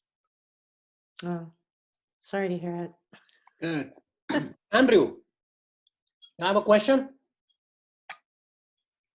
Yeah, sure. Am I audible? Yeah, we can hear you. Thanks. Okay, excellent. Thanks for doing this. I was wondering, you're probably going to get into this later, so that's okay if so. But if not, I was wondering, how would a new tax or fee, or however you want to phrase this, for land value recycling, how would that affect mortgages, existing mortgages? So people are already locked in a mortgage, say 30, 40 years for a home or for a property, whatever they're doing, and they already bought into it, and then all of a sudden a new tax or fee comes along. How does that mortgage get sort of assimilated into the, I mean, how does that new tax or fee get assimilated into existing mortgages? Thanks. It doesn't get assimilated into the mortgage any more than changes in existing tax rates do. So as you are probably well aware, the mortgage that people like is typically a 30-year mortgage, right? But, you know, cities change their tax rates from year to year, and assessments go up and then assessments go down, and people's tax liability changes for both reasons, both for changes in assessments and changes in tax rates, and their mortgage doesn't change as a result. So there's no difference under this system as there is under the status quo. And I don't think there would be any deleterious impact as long as you're careful in terms of implementation. And we'll get into that in later classes, but there should not be any trouble with people's mortgages. So can I, a follow-up question? I know, so you said you'll get into maybe deleterious effects later. So would there be any possible impact in terms of people just having a sunk cost if the value of their land is going down as it's taxed, in, you know, so to speak? So is that a sunk cost for them in the future? I mean, I'm just curious too, coming from the perspective of, let's say we have to convince homeowners that this is a good idea, and they raise the question of, what about my mortgage? Right. Is that going to just end up being a sunk cost for them, or how would that work? Well, again, the devil and the angels are always in the details. Okay. So the key thing to understand is that if we were to change tax rules drastically and suddenly, even for a good reason, doing that would create windfalls and wipeouts because people have been playing the game according to the existing rules, right?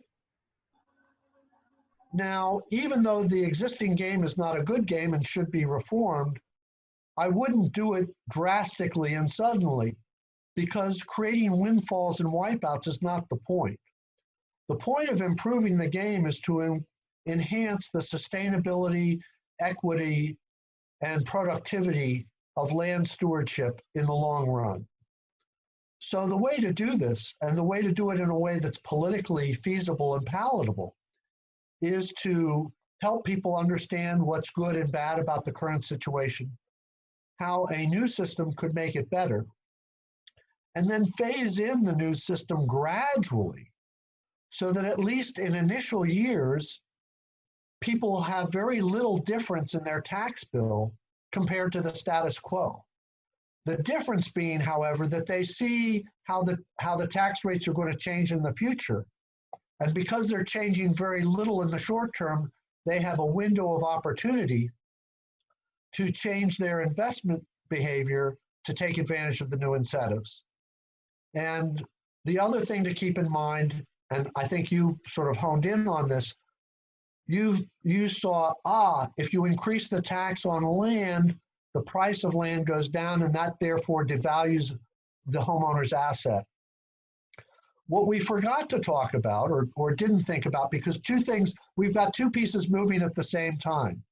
While we're talking about increasing the tax on land value, we're also talking about reducing the tax on building values.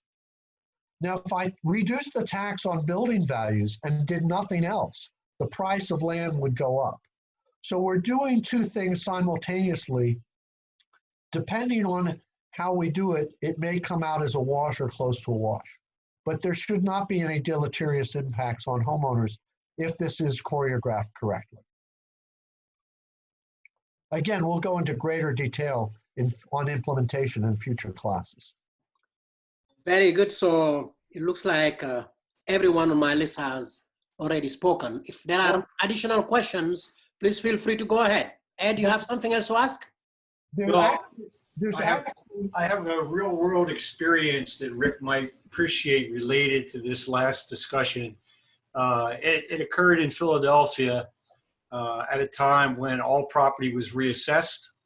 At the time, I was managing a residential mortgage program for a commercial bank, and we escrowed for real estate taxes for thousands of people.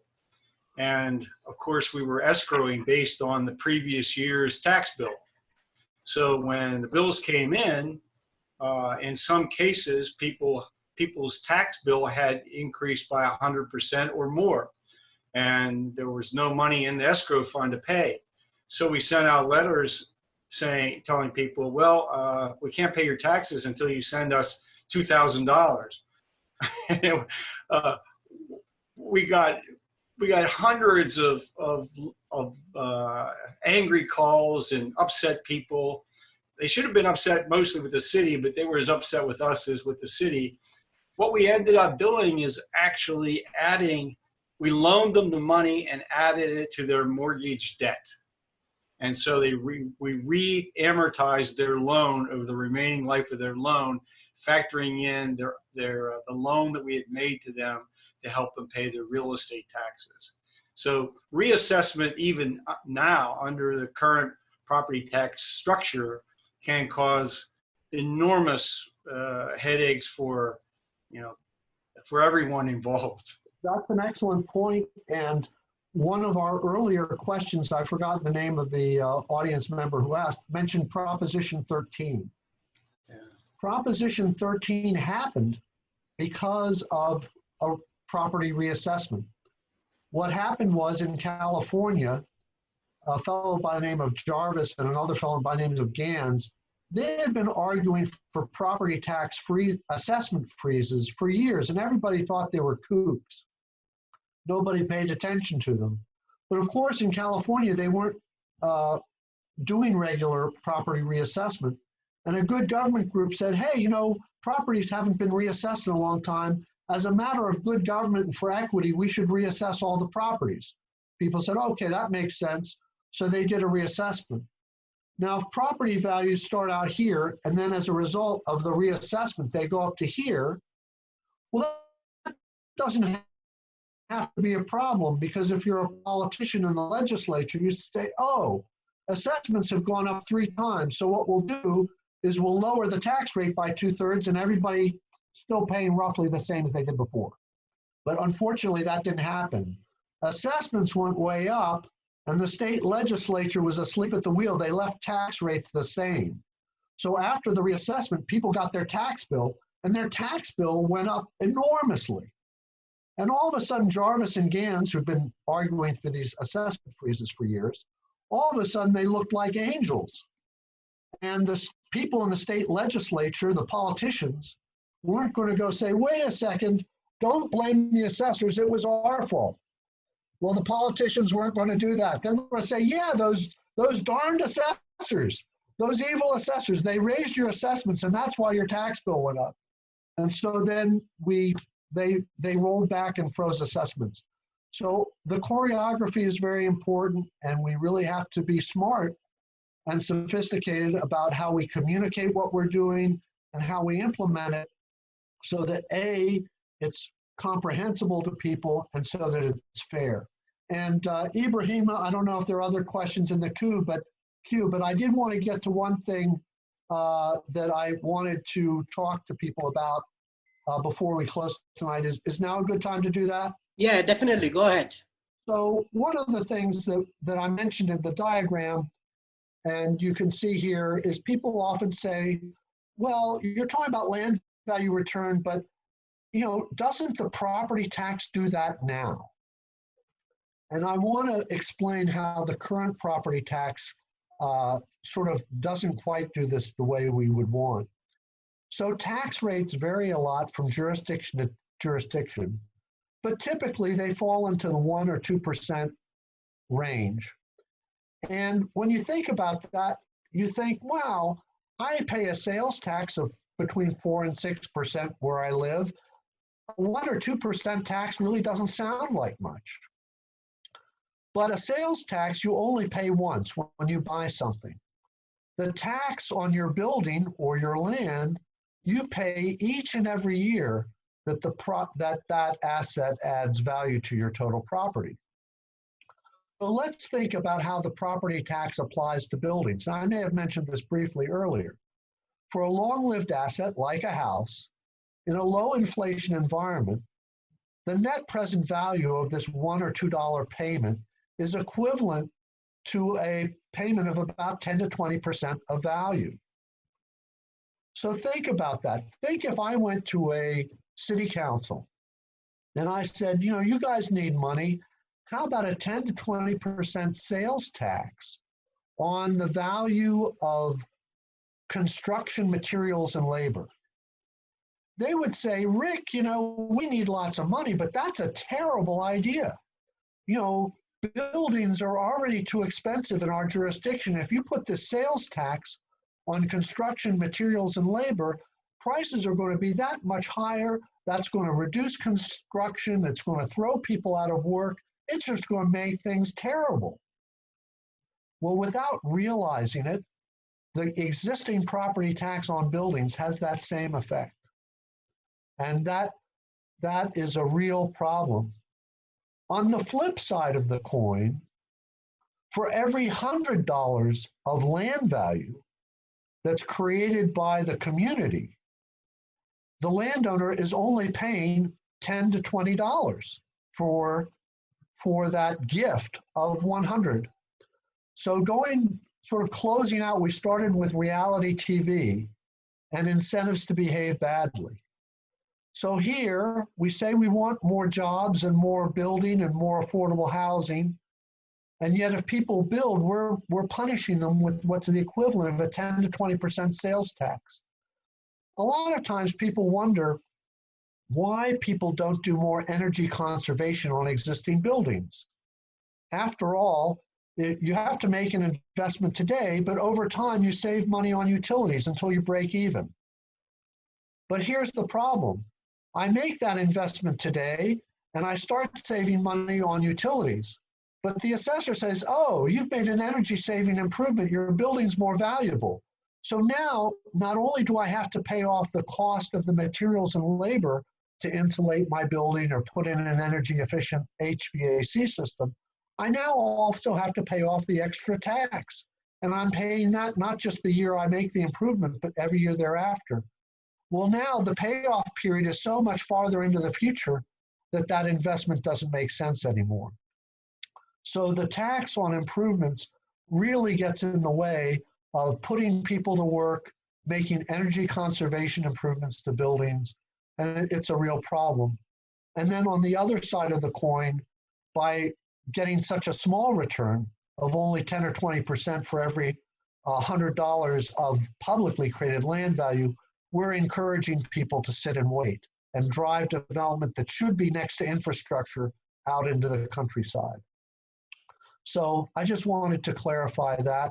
Ibrahima, do we have any other things to cover tonight? Any other questions? I do not see any question except if anyone in the audience would like to ask questions. Yeah, can I get a question in there, Ibrahim? Of course. Okay.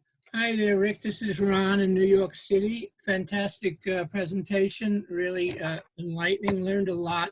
I have a couple of quick, I'll make them as quick as I can. The question's basically on the diagrams you showed where you have the inverted pyramid. Could you bring that up? So a couple of things. One is just a brief observation. I would love, after you present these two diagrams, if you had a slide where I could see them side by side, you know, maybe next week, because, you know, visually they say a lot. And so it would be good if I could, you know, next week we could see them side by side. That's just a suggestion. We'll see what we can do. Maybe I can mail it out as a PDF and you can simply toggle between the slides like I'm doing now. I think if I put them side by side, they'd be so small that you wouldn't be able to see anything other than the shapes of the arrows changing side. Maybe, you know, anyway, that's just a thought. Okay, as far as the inverted pyramid itself goes, I have two questions. One's a small question. The small question is the three divisions of the pyramid. Are they fairly accurate in terms of percentages, say in the United States, of for example, landowners, I would imagine, all homeowners are landowners, right? And right. I think, I don't know, home ownership in the United States is, I don't know, was it 60% or something? I don't. Close to that. Yeah, so probably landowners would be if it was accurate percentage, it would be a big, much more significant chunk of that inverted pyramid. Well, it depends how you, it depends what you're measuring. Are you measuring it by number of parcels, by people, by value of land? Depending on what your measurement stick is, the line differentiating tenants and landowners would be in different places. Yeah, I can appreciate that. And the other thing to take into account too is the fact that the vast majority of businesses are tenants. Very few businesses, if you go to a mom and pop store or something like that, in all probability, it doesn't even have to be a mom and pop store. It could be a chain store too. Rarely do they own the land under their business. Most oftentimes they're paying rent. I agree. I had a small business and I was a tenant. And the other thing I should note is that if you look at this division of landowners to owners of prime sites, that little tip of the pyramid, the owners of prime sites, would be very much smaller if it was to be realistic. But if I made it that small, you wouldn't be able to see it. So the answer is no, this is not representative in terms of any statistical accuracy, but it's just meant to convey sort of ballparkish what's going on. Okay, yeah, I have some more questions about that, but not for tonight, I guess. The bigger question is, I think this is the diagram where the tax begins to shift.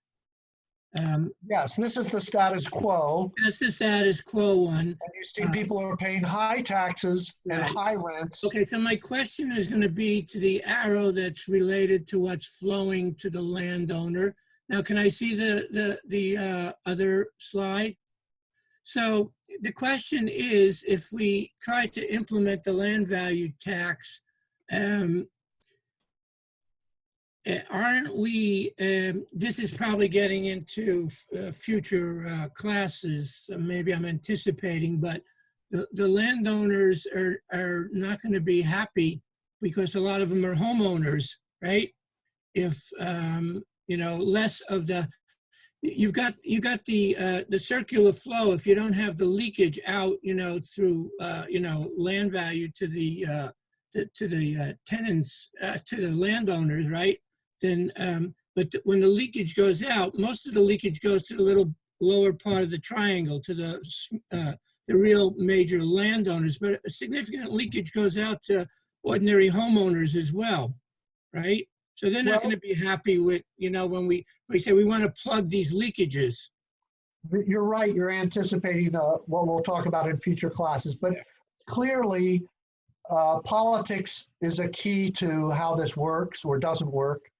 And one of the disadvantages of everybody being a homeowner, or lots of people being homeowners, is everybody thinks of themselves as a land speculator. They think, wow, I bought my home for, $100,000 and hopefully I'll wake up one morning, it'll be worth $1 million. Well, a house is like any other physical asset. It doesn't go up in value. In fact, it depreciates over time. And the only way the value of the house is maintained is if you constantly work to maintain and improve it. Otherwise, it falls apart. So the appreciation comes from the land. And the thing is, let's say your land goes from, let's say when you bought the house for $100,000 and your land doubles in value. So now you can sell it for $200,000.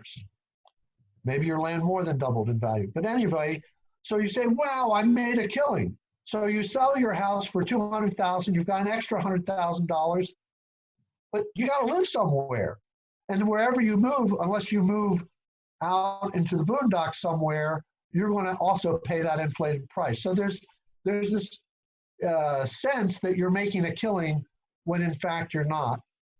And as we will show in the later classes, homeowners tend to do very well if the switch from the status quo to land value return and recycling is implemented correctly. Most homeowners can do very well. In other words, they'll see either no increase in taxes or a reduction. And I'll get into that detail in later classes. But that's an important consideration, because if homeowners think they're being screwed, this isn't going to happen. Thanks. Very good. So it looks like we are 10 minutes over time. So if you want to close, Rick, we should probably, suspend and meet again next week. I want to thank everybody for coming, and maybe the thing to do is just to show you what we'll be talking about in the future. Go back to the program so you can see coming attractions. So our coming attractions are in the next class, we'll talk about how land value return and recycling actually begins to undo the bad dynamics of the infrastructure conundrum and no good deed goes unpunished. And what we'll do is we'll compare land value return to development impact fees and show it how that actually changes development incentives and behavior. Then in class 3, we'll compare land value return and recycling to development impact fees, tax increment financing, special assessment districts, on, and we'll get more into some technical issues there. Class 4, we'll talk about real world examples. A lot of these will surprise you. And then class 5, we'll focus on a lot of the details, some of which already came up tonight, about the opportunities and challenges for improving our system and thereby improving our communities. So thank you so much for coming. I hope you're able to join us next week as well. Ibrahima, any closing words from you? Well, yeah, I think we are good. So I'm looking forward to seeing you all next week. And of course, let your friends know. We had 92 registrations. And based on the counts that I had, people were coming in and off. But I think we had a pretty good attendance. We had, I think, 45 people. So please be sure to be here next week. Thank you. Thanks, Rick. Thank you very much. Bye-bye, everyone. Thanks.